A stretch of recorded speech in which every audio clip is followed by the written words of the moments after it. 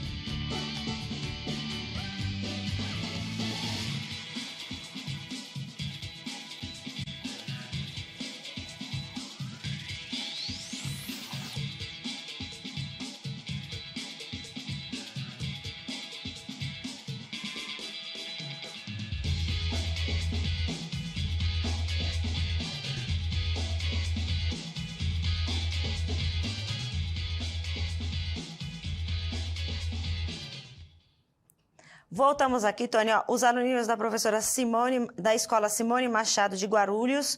Também temos o Edson Rontani. Tem os alunos do professor José Neres com o Igor, o Caio, a Ana Júlia, Stephanie Braz, todos ali de José Campos. Eles estão dizendo 50 salgados. A Isabelle também, da escola Valdomiro, aqui participando. E assim vai. Eles estão dizendo 50 salgados. E aí? Muito bem. E é isso aí mesmo, ó. Vamos colocar lá? Ó, dá uma olhadinha aí, ó, subindo a resposta. Ó. Se a nossa razão entre doces e salgados é de 4 para 5, se eu digo para vocês que eu tenho 40 doces, né? Perceba que na parte de cima eu multipliquei por 10. Então na parte de baixo eu vou ter que multiplicar por 10 também, porque senão a gente perde a ideia da igualdade, né? Sim. Tá certo? Então eu vou ter aí 50 salgados. Deixa eu só ver aqui, ó. Deixa eu só voltar. Deixa eu ver se tá certinho. Deixa eu só voltar. Porque você falou um nomezinho aí que me lembrou uma coisa. Ah, a gente né? tinha falado O tanto. José Neres, ontem Sim. ele falou uma coisa muito legal, né? Que é importante a gente falar sobre escrever a resposta do problema. Isso. Tá? Não basta apenas calcular, né? Você precisa E deixar escrever, solto, é. tá? Então eu vou escrever aqui, ó, segundo as instruções do José Neres, né? Então eu posso dizer, né, que no caso, há 50 salgadinhos. Então tá aí, ó, 50 salgadinhos não, 50 salgados. Muito bom. Ó, é claro que essa resposta aí, a forma de escrever a resposta, pode ser aí do jeitinho que você achar mais interessante, né? Mas eu tinha um amigo meu, professor, né, de geografia, que ele falava o seguinte, que a melhor resposta é aquela que você não precisa ler a pergunta para entender, né? Então, se você lê a resposta e não precisa saber qual é a pergunta, então a sua resposta está muito bem escrita, tá certo? Porque aí ela deixa de ser apenas uma resposta qualquer, ela passa a ser informação, né? Então, tenta sempre escrever dessa forma, porque vai ser muito bacana, tá Legal. bom? Vamos lá. Continuando aí, o que nós temos? Ó? Então, eu vou mudar a situação. A mesma razão, Vivi, tá vendo? Tá. A razão entre doces e salgados é de 4 para 5. E aí, se o número de salgados é 65, agora você viu que eu dei o valor dos salgados, né? Sim. Se o número de salgados é 65, quantos doces foram comprados? Mais um minutinho? Vamos. Então, mais um minutinho para vocês, a gente já volta aí.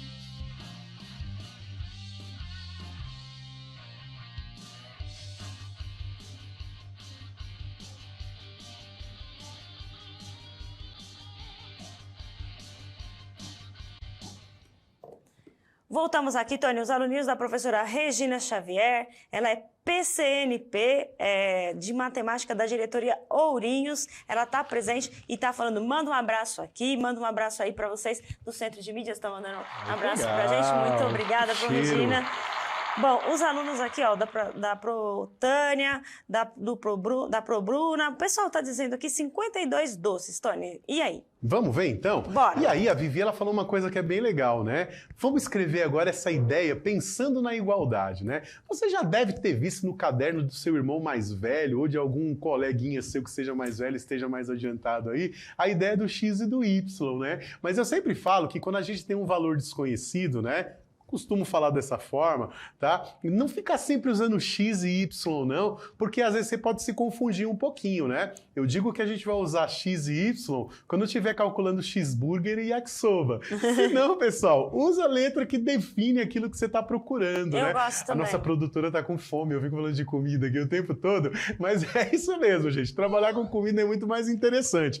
Então, o que eu vou escrever, Vivi? Ó, se ele tá falando pra gente aqui que os salgados é 65, montando a nossa igualdade, eu vou fazer assim, ó.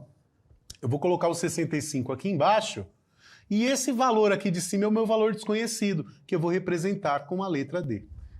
Eu desconfio, é D de doce, né, Tony? D de doce. D de É doce, isso, muito bom. Isso mesmo. Se eu colocasse um B aqui, seria o quê? Não sei não. B de brigadeiro, que é doce também. Ó, veja, pessoal, que daqui para cá eu multipliquei por 13. Mas como é que eu sei que multiplicou por 13, né? Basta dividir. Exato. Né? Eu posso fazer a operação inversa aí também, que a gente já aprendeu nas aulas, né? Se eu sei que de 5 foi para 65, para saber por quanto multiplicou, basta pegar o 65 e dividir pelo 5. E você vai ter o 13. Tá? Então eu sei que na parte de cima eu também preciso multiplicar por 13, né? Então, neste caso aqui, o D vai valer aí no caso 52, né? Porque eu vou fazer 4 vezes 13. Então eu vou ter 52 doces e 65 salgados, né? Olha lá. E nesse caso aí, Vivi, eu não vou simplificar porque a intenção é mesmo descobrir qual é a quantidade de doce. Isso, ó, o pessoal aqui, Matheus, o David Paiva, o Caio Araújo, a Júlia e o Igor com o professor José Neres estão acertando, disseram essa resposta aí, Tony. Muito bom, muito legal. Ó, tem uma tabelinha bem bacana. Você percebe que descobrir valores ocultos é muito legal quando a gente começa a pensar nas cartas do baralho também, né? É muito intuitivo, né, gente? É muito, muito intuitivo. Dá uma olhada nesse problema que a gente vai passar rapidão aí com vocês, ó. Para fazer um determinado suco, usamos 5 copos de água para 2 copos de suco concentrado. Tá. Né? Então eu coloco lá dentro do jarro 2 copos de suco concentrado, mais 5 copos de água, mexo tudo e bebo. Geladinho. Ah, gostoso. Muito bom, muito bom. Eita, que a Lita tá terrivelmente com fome. Não fica difícil, hein, Lita? Olha tá meio lá. cedo, né? Pra Logo desse cedo assunto. de comida, é difícil, né? E aí, gente, ó, o que eu tenho? Quantos copos de suco conseguimos fazer com essa receita, né? Então, pensando nessa ideia, Vivi, olha só. Se eu misturei 5 copos de água com 2 copos de suco, no total quantos copos eu vou ter? 7. Vou ter 7 copos de refresco aí, né? Sim. Que é essa mistura, né? E aí, eu vou escrever para vocês, mostrar, né, que é possível fazer 7 copos desse suco, porque eu estou somando, né, a quantidade de copos dos 2 líquidos aí. Muito bem. E aí, Vivi, é o seguinte, ó, montei uma tabela. Para água eu tenho 5 copos, suco concentrado eu tenho 2. Então a minha mistura vai ter 7 copos, tá? E aí eu pergunto para vocês, para fazer 21 copos desse suco, quantos copos de suco concentrado são necessários, né? Então, ó, como eu tenho aí 20 copos de suco, eu vou colocar 21. esses 21, né? Eu vou colocar esses 21 aonde é o correto, né? Lá na lacuna de suco, que é a mistura, né? Coloquei lá o 21, tá vendo? Eu quero saber quantos copos de suco concentrado são necessários. De 7 para 21, eu multipliquei por 3, né, Vivi? Sim. Olha lá, multipliquei por 3. Então, todos eles aqui, eu vou multiplicar por 3 para poder descobrir quanto que vai dar, né, Vivi? Olha aí. E aí, o que eu vou ter, ó? De água, eu vou ter 15 copos, né? E de suco concentrado, eu vou ter 6. Né? E a nossa aula tá chegando ao fim, mas não pense que eu vou deixar a galerinha sem fazer nada, não. Olha lá, vou subir outra pergunta como desafio para vocês. Já tira aí, ó, um print do desafio para vocês. Coloca lá no Instagram, @pro.tony.mate, @vem-pra-mate, respondendo. Utilizando 30 copos de suco concentrado para fazer este suco, Ixi. são necessários quantos de água? Se eu tenho 30 copos de suco concentrado, quantos copos de água eu vou precisar? Tira um print aí, vai subir para você já já o QR Code para você avaliar nossa aula, que estava tão gostoso. Pena que acabou gostoso porque a gente falou de comida, né, André? André, muito obrigado por participar da aula, valeu mesmo. É isso aí, Vivi, muito obrigado. A aula brilhou mais com você aqui. Ai, que gentileza. Obrigada, De Tony. nada. Obrigada, pessoal. Pessoal, um cheiro. Até semana que vem. Tchau, tchau.